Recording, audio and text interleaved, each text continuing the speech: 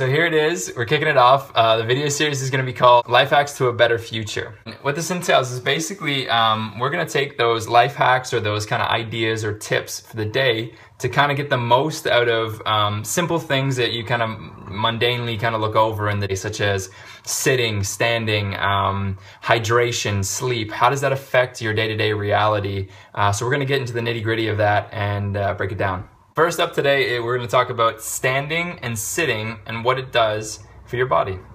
What we do as a population is we're constantly sitting and it's creating this crazy flexed position. We're in constant flexion as a population on our phones, on our computers.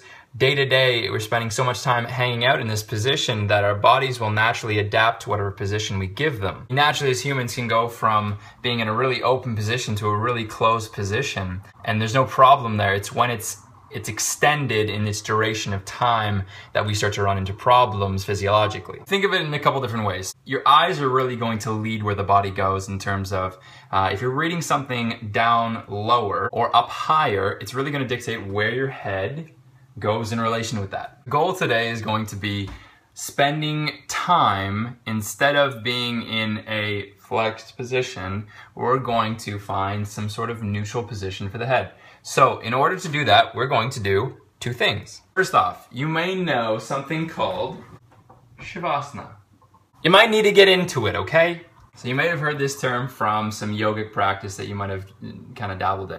This is basically opening up the body and leaving our shoulders, spine, and head in a relatively neutral position. From here, next step.